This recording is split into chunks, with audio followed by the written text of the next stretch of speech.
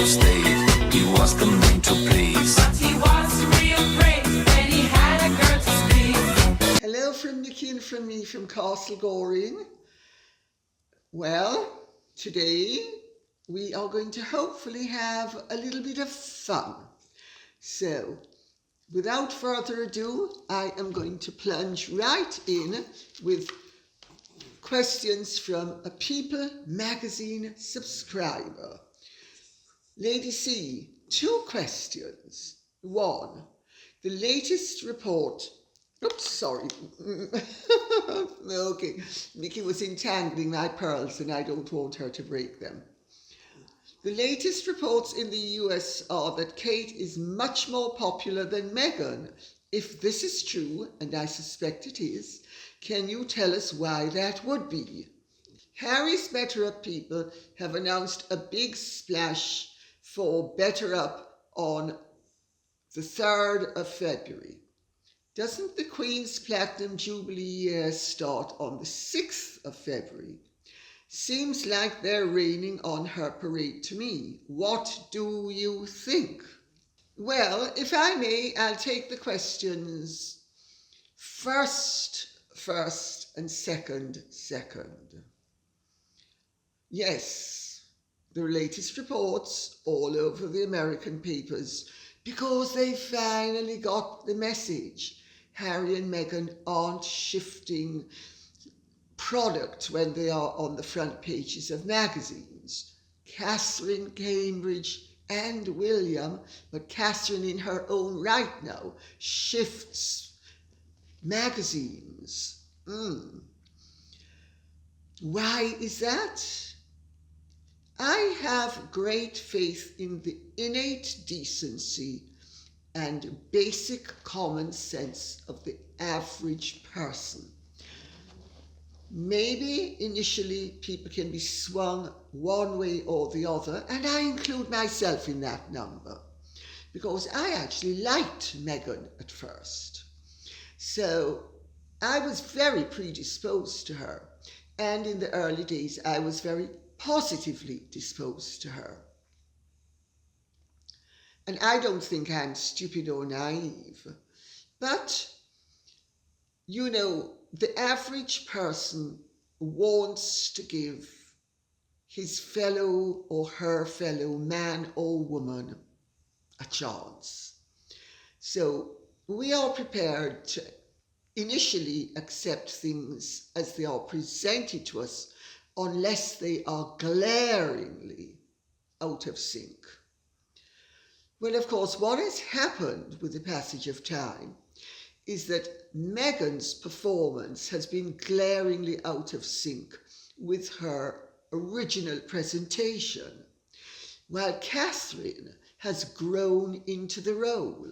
Now, it's really interesting because Meghan is the one who emulates Diana and patterns herself after Diana, and actively seeks to present herself as Diana Martou, while Catherine is her own person.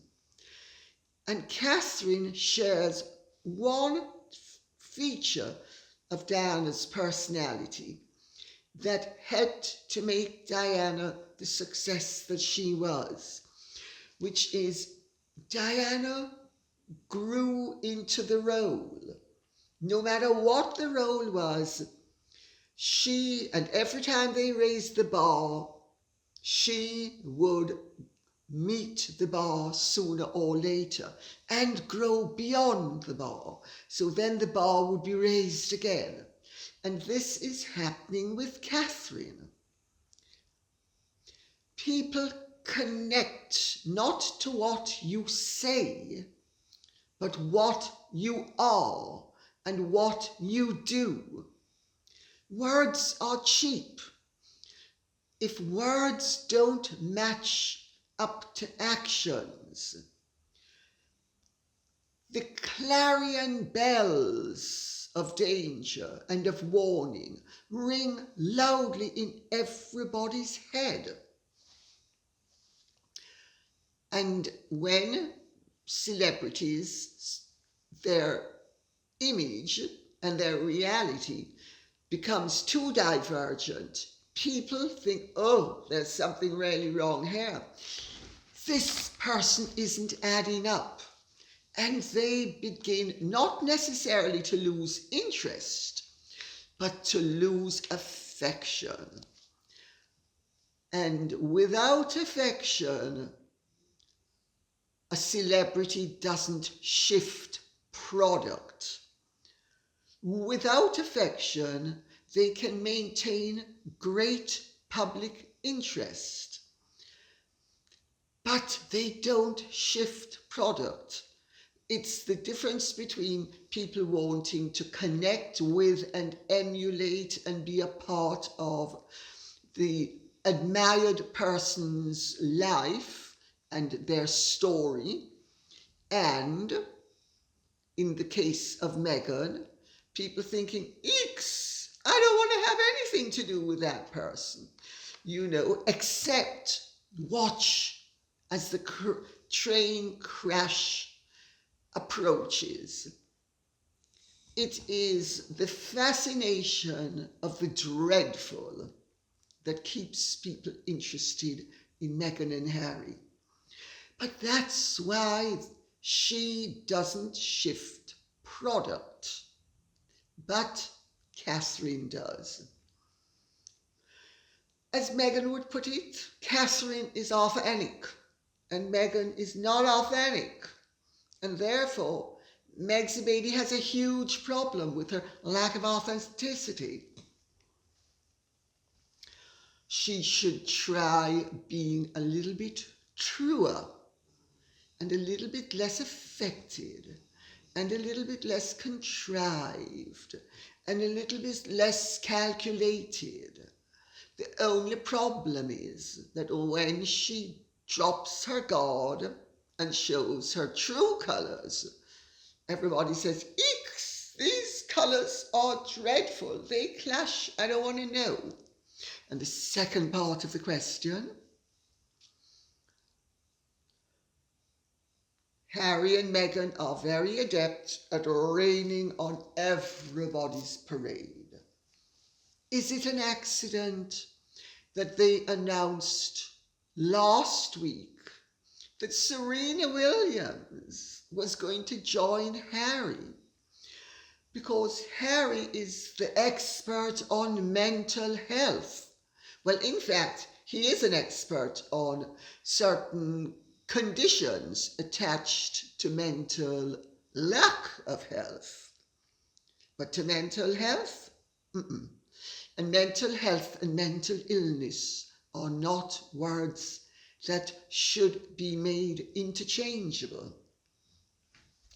I remember going to a mental health launch event at the House of Commons about 3 years ago. And they were all talking about mental health. And afterwards, the chairman bounded up to me and asked me what I thought of the speech. And I said to her, I thought the speech would have been infinitely better had you made a distinction between mental health and mental illness.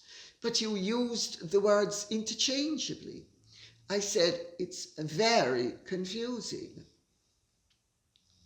Harry, of course, is an expert on lack of mental health. But Better Up proposes him as the, Chief Impact Officer for their $2,000 a month per client services. And now Serena Williams has been invited to speak with Harry. And it will make a bit of a splash, of course. It will make a bit of a splash. And it was calculated to make a splash as the wave of the Queen's Platinum Jubilee starts to wash into the shore. I know, because in my own minor little way, I am a part of a much bigger operation. And I know the timings involved. And indeed, I will be doing a video that will celebrate the Queen's Platinum Jubilee to be aired on February the 6th, which is tomorrow. It's called Raining on Your Parade. That's what it's called. Yeah, you're right. It's Raining on Your Parade. They've tried it, but you know, it's going to be nuisance value. All of these attempts are going to be nuisance value. We will still talk about whatever Meghan and Harry do, because we are transfixed by the train as it hurtles down the track without proper brakes. However, is it going to overshadow the Queen's Jubilee? I don't think so. I think the public is completely used to them piggybacking on everybody's back, and when they're not doing that, they're jumping on every bandwagon that goes past. Christine Gilbert says, Lady C, Meghan Markle was labelled Little American Hussy by Joe Rogan. Ha ha ha. Could that be the reason for hoping to get him cancelled?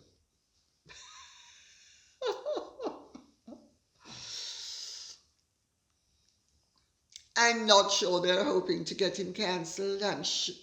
I wouldn't be surprised if this is a foray into covering up for their inadequacy and giving them the moral high ground, so that when Spotlight says to them, sorry, we're going to sever contracts and relations with you, they'll be able to say, well, we had to leave because of our consciences. Little American Hussy? Well, Mr. Rogan really does know his onions, doesn't he? Sweet Pea says, Lady C, please discuss this statement put out by Archewell. It's gem-filled of Meghan's sugary over-the-top words, victimization, control, and excuses for their lack of production. Since I'm sure we all love to hear your dramatic response, and she now has me quoting, since the inception of Archewell, maybe I should do my Megsy baby accent, I know it's not very good, but shall we do it and have a little bit of fun? Since the inception of Archewell, we have worked to address the real-time global misinformation crisis. Hundreds of millions of people are affected by the serious harms of this rampant mis- and disinformation every day. An Archewell spokesman said in a statement, doubtless concocted by the Queen of Rubbish. Last April, our co-founders began expressing concerns to our partners at Spotify. Oh my goodness. Just as how Harry, do you remember Harry, as soon as the story about the Saudi billionaire broke, Harry jumped on the bandwagon and said, I told Daddy, don't mix with that billionaire, but take his money and certainly don't expect me to give mine back. So anyway, if I may resume this farce. Last April, our co-founders began expressing concerns to our partners at Spotify about the all too real consequences of COVID-19 misinformation on its platform. So they've been nobbling them for over a year now, or nearly a year, maybe. If I suppose last April means last year, so we're not quite in April. So for 10 or 11 months, they've been nobbling them to censor anybody that they don't agree with, notwithstanding the fact that the issue is far more layered and measured than they would like us to accept it as having been. But to not interrupt myself, we have continued to express our concerns to Spotify to ensure changes to its platform are made to help this public health crisis. We look to Spotify to meet this moment, and we are committed to continuing our work together as it does. So I think it's called covering your bum bum. What do I make of it? Well, I don't think I have a very dramatic response to it, I hate to tell you.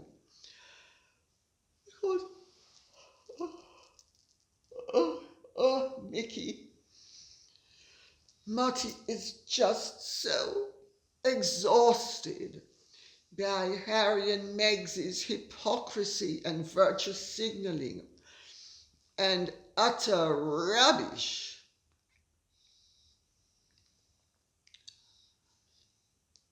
They know, like two practiced operators, how to play both sides off against the middle. And this is what they are doing. They're covering every base for when they're dismissed, so that they can pretend they jumped instead of were shoved. In the meantime, to get yet more common inches and, oh, how noble they are. Well, the reality is that the situation with COVID has changed dramatically in the last 2 years, and certainly even in the last year. And our understanding of the virus is infinitely greater now than it was when all of this pandemic started. You know, 2 years ago, nobody knew whether we were dealing with something that was as lethal as Ebola. And therefore, it was incumbent upon all governments and all medical and health authorities to be as cautious as possible in the event that this completely unknown and unpredictable at the time virus was taking hold. That was 2 years ago. In the last year, we have learned a very great deal, including that there was misinformation on all sides, because nobody really knew what they were dealing with. So there was an inevitable amount of guesswork. Well, Harry and Meghan can't have it both ways. They can't say anybody we disagreed with and who disagreed with us should be shut down and shouldn't have the right to air their opinions because we disagree with them, when in fact the experts are now disagreeing with their earlier statements. As their knowledge has increased and as the virus has become weaker and as it has become more widespread and people have come to realize that it is not like Ebola, the situation has changed. I personally think that it is deeply ominous when anybody, including authorities, whether they be medical or governmental, try to shut down debate. Now, I do think that all responsible governments have a duty to ensure that misinformation that is calculated to damage is handled in a responsible way by the authorities. It's very simple to do that. They simply need to put riders before and after the views being espoused. You don't have to have cancellation. You don't have to have no platforming. You don't have to have censorship. You can have responsible comments from responsible parties. However, a part of the problem with this situation has been that nobody really knew what they were dealing with initially. And therefore, there was a lot of misinformation from even those who appeared to be responsible. This is the price we pay in life for learning, for acquiring knowledge.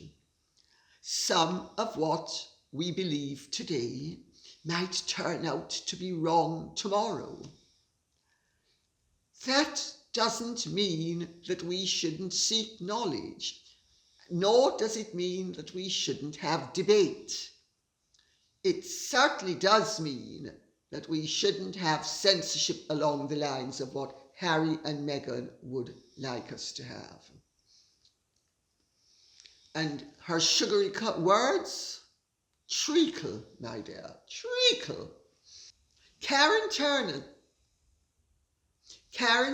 says, Meghan was out of her depth as a member of the royal family, and now it seems she's out of her depth as a celebrity activist podcaster. If she has a shred of honest self-awareness, she wouldn't be leaving such a tsunami of destruction in her wake. Do I think that's accurate? Yes, I do. But you know, certain personalities have no self-awareness. Lack of insight goes along with certain personality traits and certain mental conditions, both of which Meghan's conduct would indicate she suffers from. So, no self-awareness. It must be very difficult for someone who lusts after fame, fortune, approbation, worship the way she does, to have figurative doors slammed in her face every time she tries to enter the building.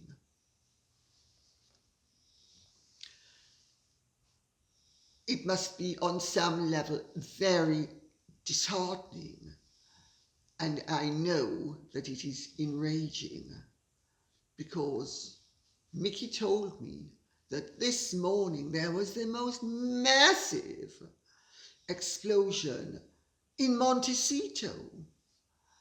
It was Meghan expressing her frustration that the poor darling has not yet been acknowledged by everyone in the world as the demigoddess and oracle that she is. Ninja Orchid says, Lady C, a question if I may. How do you see all the companies they have registered in Delaware, excluding their charity? Doria's enterprise is also registered in Delaware. What is the purpose and meaning behind all these companies? And if I may add, once Spotify and Netflix get their down payment back with a little extra added on top, I believe they are going to drop these two imposters like hot potatoes. Do you agree? Thank you for your videos and sharing so much with your audience. Well, my understanding is that both Spotify and Netflix are trying to retrieve a situation that they are not convinced is retrievable. But they are trying because they know that Harry has a very good string to his bow that he is saving for his memoirs. And therefore there will be a degree of complicity and coordination for all of them to capitalize upon the revelation he's going to make, which I might share with you sooner rather than later, just not right now. Well, Delaware, you know, is an opaque state. So you are assured of privacy. And they have registered several different companies because their ambitions always exceed their ability. It's like a glutton, you know, the sort of person who always takes more food than he can consume, eats a shocking amount, but has to leave some of it on the plate. Because if he didn't, his stomach would burst. Meghan and Harry are like that. You know, everything is overkill. They have big ideas, big ambitions. They set everything up as if they are going to be the most successful people on earth. So, when they register patents and trademarks, what do? They go for the full 9 yards. Anything that is a possibility is covered. They think that's being clever. They haven't yet learnt the wisdom of being too clever by half is stupid by whole, and that it is not possible to succeed if you are wearing too many different hats. They are experts on everything. All they need to do is have the subject introduced to them and they become experts on it. And this carries through into the registration of all these companies. But there is another reason for registering the degree of companies that they have registered. It's called opacity. They can hide things. They can move things around from company to company. It's a very sophisticated way of ensuring that your tax liability is minimal, that your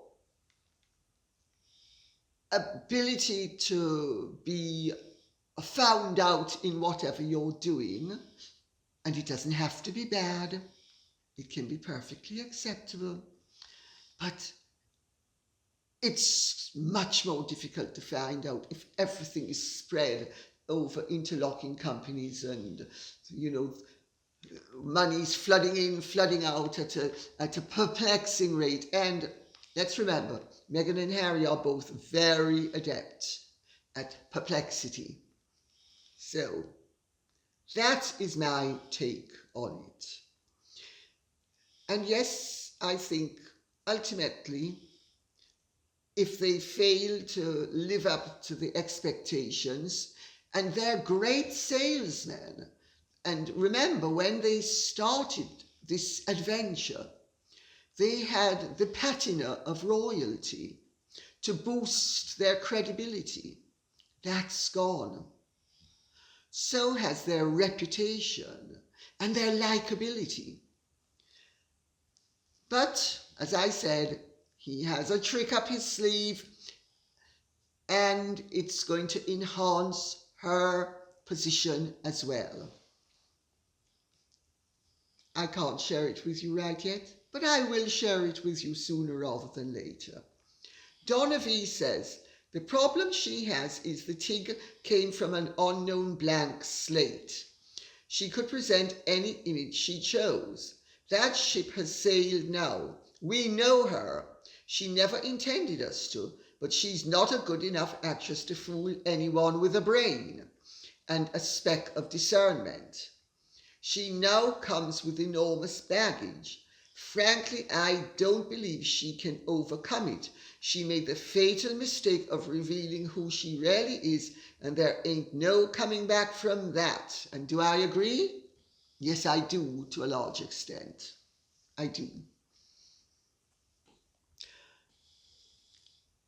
I don't think, though, it was only because she lacks brains. I think it was because she possesses an insuperable amount of arrogance and self-belief to an insane degree. And remember, insanity is simply out of touch with the realities of whatever it is that you're dealing with. I really think that we are dealing with busted flushes, but they have a trick up their sleeve, and it is guaranteed to get them a degree of sympathy. Take it from me. So they are hoping to pull a rabbit or two out of the hat. Coffee Lovers 201, sorry, 10 says, in past generations, was it considered acceptable for men to have affairs? Well, I suppose it depends what class you are. I can only comment about the upper classes. I would imagine that it was not acceptable in the middle classes, and I'm not sure that there would have been much opportunity in the working classes, but I don't know. But the middle classes have always been, ever since they arrived on the scene, which was really in the 19th century, is when they arrived properly on the scene, they have always been the guardians of morality and probity and continence, and self-control and self-restraint. While the upper classes, and I suspect maybe the lower classes, were rather more freewheeling. The upper classes because they could, and they did. Now, it's not only men in previous generations who people turned a blind eye to if their behavior involved adventurism, shall we say. After a woman had produced her first 3 or 4 children, if the marriage was not a happy one, as long as she was discreet, and discretion was the order of the day, as well as denial, you had to deny, then people were allowed a degree of flexibility that possibly today is not allowed, but there are other reasons for it as well. Until fairly recently, in upper class circles and in royal circles, people didn't get married for love. They got married for security, for being positioned in life. My father's eldest sisters were all married off. One of them absolutely loathed her husband, and it drove her rather nutty. But she produced 4 children, which was very sad. I mean, I actually was very fond of her, but she was known in the family as Mad Mattie because her name was Mathilde. In English, Matilda. Oh gosh, I shouldn't laugh. Poor Aunt Matilda. She was really very sweet, and that was what happened in those days. And if people then strayed after they'd done the required thing and produced children, because remember, in those days people didn't get divorced the way they do now. So there was a tolerance of that sort of behaviour, let's put it that way, that there might not be today, when everybody gets married for love and expects that the love will last forever, and if it doesn't, they then get divorced and have another marriage based on love. We are serial lovers, and I have to say, I think it's possibly gratis Hollywood, which in the 20th century, certainly in the earlier part of the 20th century, into the 1960s, pervade the notion that marriage should be about love, and that love had to go along with marriage. But when it didn't, and people knew it didn't, they often sought their comforts elsewhere. I hope that explains it. SB says, Lady C, we would love to hear your thoughts on the Freedom Trucker Convoy in Canada, which has essentially ignited similar movements around the world. I don't think to the extent that it has in Canada. There has also been a lot of backlash denouncing the men and women who have chosen to stand up. Aside from the mainstream media, I've only seen love, peace and unity on display. You always have deep and vast insight, and we welcome your opinion, whatever it may be. We especially celebrate your right to speak it. 2 exclamation marks for that one. Sincerely, a once broken but now hopeful and above all peaceful Canadian. Oh dear, this is roping me into something that is hugely controversial. And my knowledge is somewhat restricted. However, I will try to answer it as fairly as I possibly can. It is always frustrating when large segments of the population are not listened to. And people protest. It's happened over many different causes. When I was at school in New York, the Vietnam War was raging, and friends of mine used to go on protests. I never did, because I wasn't American, And if I'd been picked up, I would have been deported. And possibly quite rightly too, because why should a foreigner being hosted by a country be breaking its laws? So I make that point for what it's worth. I'm going to read out the comment that Candice Bergen, the deputy leader of the Conservative Party in Canada, said. She said that the protesters represent millions who have had enough of lockdowns and broken promises. They deserve to be heard and they deserve respect. That's what she has said. I have to say, one would have to be anti-democratic to disagree with that sentiment.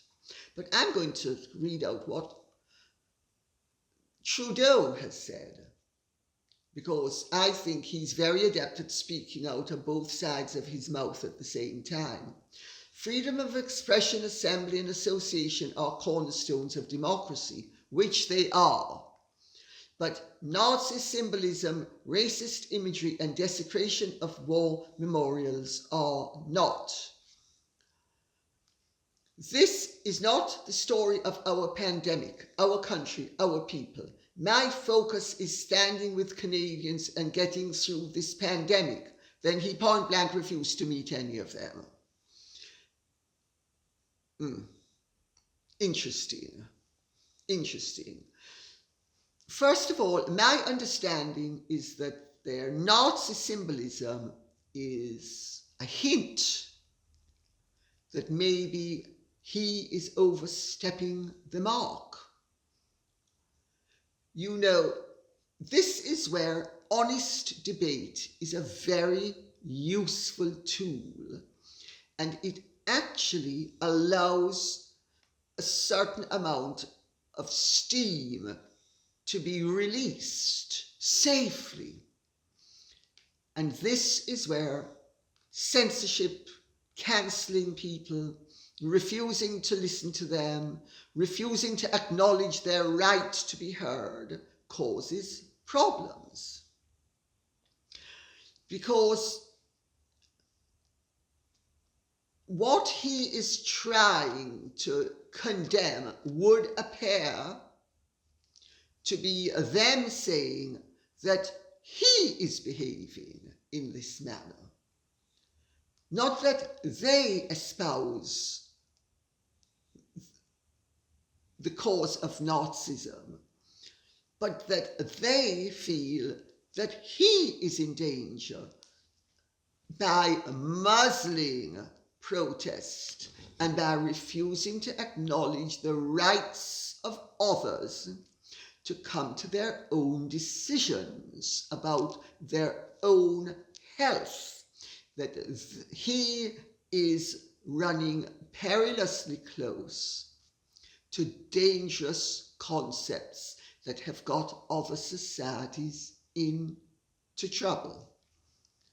So I think we need to be very clear about what's going on here. I am not in favour of censorship, but nor am I, by and large, in favour of mass protests that grind a country to a halt, except when it is something extremely important. And I would actually suspect that the politicians have to catch up, as do the more conservative elements of the medical profession, with what is happening, certainly in Britain, where the government is starting to realise, mercifully, that the worst of the pandemic seems to be behind us, and that draconian measures are no longer appropriate and therefore should not be implemented. Now, our government, fortunately, is taking the sensible, rational, and I would say correct view. But other governments seem to not be doing so really as quickly as we are.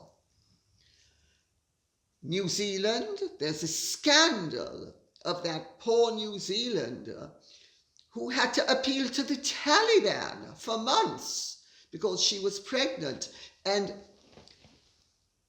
the New Zealand Prime Minister and government refused to allow her into her own country until earlier this week. There are other New Zealanders who have been trapped abroad for over 2 years. Excuse me. This seems to me to be serious dereliction of duty. Nobody said that an elected official, whether Prime Minister or otherwise, is representing the interests of only those who agree with him or her. They are supposed to represent the interests of all the citizens, all. And this Madam Ahern or Adern or whatever her name is showing us very clearly doesn't fit in with her demographic. And Trudeau is rather too orthodox in terms of his illiberality and his determination to not ever have to admit that he might have made mistakes, and everybody made mistakes. Everybody had to make mistakes because nobody knew what they were dealing with. You know, I think we need now to have responsible, sensible debates and to have learnt the lessons of COVID, which basically are that we are extraordinarily lucky because we had an escape, and it turns out to have not been so narrow an escape because it wasn't Ebola, it wasn't systematically deadly, and indeed relatively few people who got it, fortunately for all of us, died of it. And that now that we know more than we do, governments need to become more rational and less dictatorial. And so does the press, and so do the media. They need to understand that things have changed. And when the weather changes, you don't say, well, on December the 14th it was cold and I had on a winter coat, and now that it's June the 17th, I've got to keep on a winter coat, because if I change my winter coat, people are going to think I didn't know what I was talking about. People, the average person isn't stupid. Very often, those in authority are a heck more stupid, because even if they are brainier, they don't understand that it is in all our interests to keep relatively open minds and to be sensible and realistic and down to earth and moral. The one thing that COVID has shown us is how important it is to exercise good sense. COVID, as with everything else in life, is a double-edged sword. No matter what happens to us in life, it is important that we turn base metal into gold if we are going to shine brightly and flourish. That is one of the fundamental lessons of life. No matter what happens to you, no matter how bad it is, no matter how painful, there are always lessons to be learned. And it also applies to no matter how good things are. There are always lessons to be learned. COVID has been an extremely complicated issue, but it is clarifying itself and it is simplifying. And rarely are these authorities not aware of the fact that in 5, 10, 15 or 20 years from now, people are going to be looking back and assessing and judging their performance in real time as it took place. They're not going to be saying, oh well, long after they should have known and didn't know, they were being responsible and decent and they had the people's best interests at heart. That's not what anybody's going to be saying. People are going to be saying, my God, weren't they power-hungry jerks? And weren't they just hanging on to power? And weren't they vain old goats or young goats, quite determined to not acknowledge the fact that the game had changed and that they needed to change with it? I just throw all of that out for what it's worth. And on that note, I'll say thank you very much for listening. I hope this has been of some interest to you. If it has, please like, share, subscribe, press the notification bell, and keep the questions coming in. And tomorrow I will be doing a short video to celebrate the 70th anniversary of the Queen's accession to the throne. Thanks and goodbye. God bless.